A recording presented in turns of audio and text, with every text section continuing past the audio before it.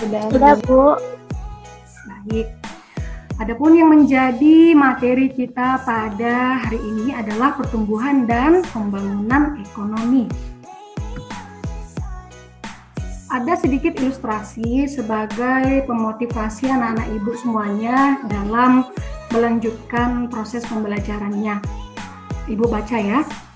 Ada seorang pria berjalan menuju rumah orang kaya dan mengais-ngais tempat sampahnya untuk mencari makanan sisa. Lalu si orang kaya itu berkata dan melihat ada seorang yang mengais-ngais tempat sampah tersebut. Lalu si orang kaya tersebut berkata dalam hatinya, "Untung saya tidak seperti itu." Lalu kemudian si pria kelaparan tersebut berjalan pulang dan melihat seorang pengemis duduk di pinggir jalan dan membuka tangan, kemudian meminta-minta di pinggir jalan. Lalu si pria kelaparan tersebut berkata dalam hatinya, "Untung saya tidak seperti itu." Nah, kemudian si pengemis melihat ambulans melintas dengan kecepatan tinggi dengan sirene panjang. Kemudian si pengemis juga berkata dalam hatinya, "Untung saya tidak seperti itu."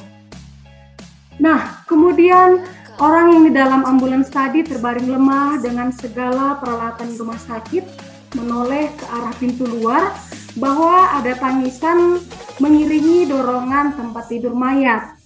Dan kemudian si orang yang terbaring sakit tadi berkata dalam hatinya, "Untung saya tidak seperti itu."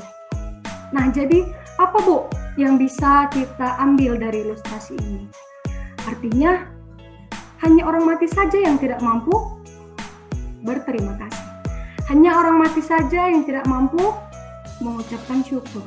Artinya anak-anak ibu dalam keadaan apapun, masalah apapun posisimu, apapun pergumulan yang kamu hadapi, baik dalam keluarga, baik dalam kebutuhan masyarakat yang menyebabkan masyarakat memenuhi kebutuhannya baik dari segi barang maupun jasa, Bu. Baik. Aplaus untuk Cindy ya. Baik, seperti kata Cindy tadi, pertumbuhan ekonomi ataupun yang kita kenal dengan economic growth adalah perkembangan kegiatan dalam sistem perekonomian yang menyebabkan barang ataupun jasa di dalam produktivitas masyarakat bertambah ataupun meningkat dalam jangka panjang. Nah, ini selanjutnya nih, siapa yang tahu siapa yang tahu di gambar ini ada siapa? Yang pastinya ini bukan opungnya Cindy ya. Adam Smith, Bu. Aplaus untuk Sartika. Jadi beliau, Adam Smith, membagi tahapan pertumbuhan ekonomi menjadi 5 tahapan, yakni perburuan, masa bercocok tanam, masa perdagangan, hingga adalah terakhir masa berindustri. Yang dimana pada teori dari beliau, pada teori dari Adam Smith ini menjelaskan bahwa adanya pergerakan dari masyarakat modern, dari masyarakat yang tradisional menjadi masyarakat yang menuju masyarakat modern ataupun menuju ke masyarakat modern yang kapitalis. Selanjutnya ada faktor dari pertumbuhan ekonomi, ada tanah dan kekayaan alam. Yang kedua ada jumlah dan mutu penduduk dan serta tenaga kerja. Yang ketiga ada barang-barang modal dan teknologi. Yang keempat manajemen. Yang kelima kewirausahaan ataupun entrepreneurship. Yang keenam sistem sosial dan sikap masyarakat. Yang ketujuh luas pasar sebagai sumber pertumbuhan. Nah, kita masuk ke dalam pembangunan ekonomi. Apa sih Bu arti dari pembangunan ekonomi? Pembangunan ekonomi ini merupakan indikator dari keberhasilan suatu negara dalam menjadi negara maju. Ataupun definisi lengkapnya bisa kita lihat, pembangunan ekonomi merupakan suatu pertumbuhan yang diikuti oleh perubahan-perubahan struktur ekonomi. Misalnya perubahan dari masyarakat yang dia bertani, bercocok tanam, beternak, menuju ke masyarakat yang berindustri, ataupun bahasa ekonominya itu Bu bisa kita kenal dengan masyarakat yang dari masyarakat yang struktur perekonomiannya adalah primer menuju ke struktur perekonomian yang sekunder, dan lebih meningkatnya adalah struktur perekonomian yang tersier. Pembangunan ekonomi yang dilaksanakan selalu berdampak positif dan berdampak negatif. Apa sih Bu dampak positif dari pembangunan ekonomi? Dampak positifnya itu terciptanya lapangan kerja, bertambahnya pendapatan, tersedianya fasilitas-fasilitas sebagai unsur pendukung dari struktur ekonomi yang lebih maju. Nah, apa Bu dampak negatifnya?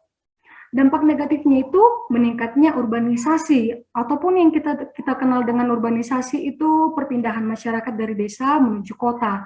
Tentunya jika hal tersebut terjadi, jika urbanisasi terjadi, akan terjadinya kepadatan penduduk yang berlebihan, ataupun kepadatan penduduk yang tidak merata. Atau dampak negatifnya yang lain Bu, apa Bu? Pastinya jika kepadatan penduduk terjadi, akan terjadi suatu populasi penduduk yang bisa menyebabkan pencemaran lingkungan hidup.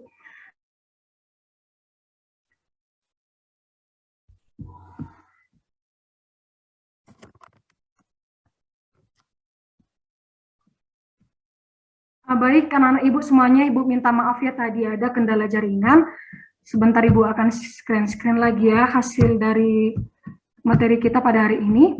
Sebentar.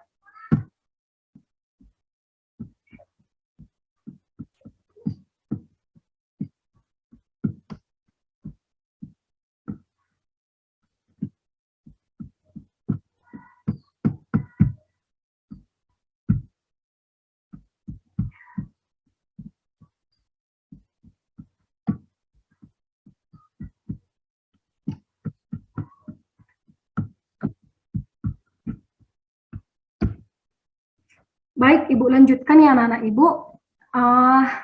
Pertumbuhan dan pembangunan ekonomi tadi kita sampai di dampak negatif dan dampak positif. Selanjutnya, faktor dalam pembangunan ekonomi.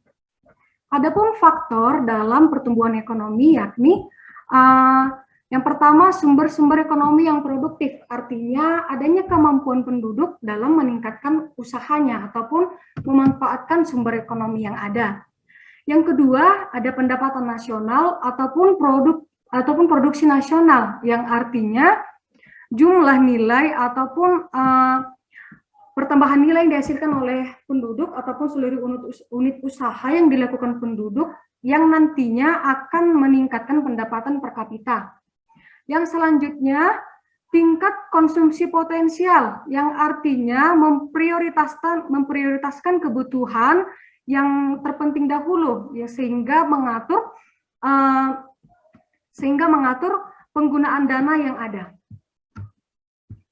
Berikutnya ada indikator keberhasilan pembangunan ekonomi. Yang pertama, peningkatan pertumbuhan ekonomi negara. Yang kedua, peningkatan gross national product ataupun GNP ataupun pendapatan per kapita. Yang selanjutnya, meningkat juga ada masalah menciptakan kesempatan kerja dan pengangguran. Yang kedelapan ada ketergantungan pada sektor pertanian. Yang kesembilan, kemalasan dan ketidakdisiplinan seseorang. Yang kesepuluh, sikap yang tidak mau mendorong berproduksi. Ada kebijakan dan strategi pembangunan. Di sini bisa kita lihat, yang pertama mempercepat pemulihan ekonomi nasional. Untuk apa, Bu? Pemulihan ekonomi nasional dipercepat. Tentunya ada beberapa keuntungan yang bisa kita peroleh ketika kita melaksanakan percepatan pemulihan ekonomi ini. Apa, Bu, dampak positifnya? Terciptanya lapangan kerja, berkurangnya pengangguran, berkurangnya tingkat kemiskinan, dan begitu banyak lagi. Yang kedua, ada memperjelas koordinasi ataupun wewenang serta tanggung jawab lembaga-lembaga negara terkait dalam rangka mempercepat pemulihan ekonomi. Yang ketiga, ada menghindari ekonomi biaya tinggi melalui penataan kelembagaan negara, reformasi birokrasi, atau pemberantasan segala bentuk pungutan liar. Yang keempat, ada memperbaiki struktur perekonomian nasional. Serta yang kelima, pemerataan akses terhadap sumber daya ekonomi nasional dengan mengutamakan penyediaan infrastruktur ekonomi yang terintegrasi, penciptaan lapangan kerja untuk mendorong pertumbuhan ekonomi ataupun perbaikan distribusi pendapatan dalam rangka peningkatan kesejahteraan masyarakat. Ataupun di dalam bahasanya di sini kan pemerataan akses terhadap sumber daya ekonomi ataupun peningkatan kesejahteraan masyarakat. Artinya tidak ada memandang perbedaan gender. Artinya juga sekarang ini tidak ada perbedaan antara laki-laki ataupun perempuan. Artinya laki-laki dan perempuan sama-sama bisa bekerja, sama-sama membuka peluang untuk memajukan perekonomian. Di sini ada beberapa poin nanti kesimpulannya dari pembelajaran kita. Adakah anak-anak ibu di sini yang bisa mengutarakan kesimpulannya tentang materi kita pada hari ini?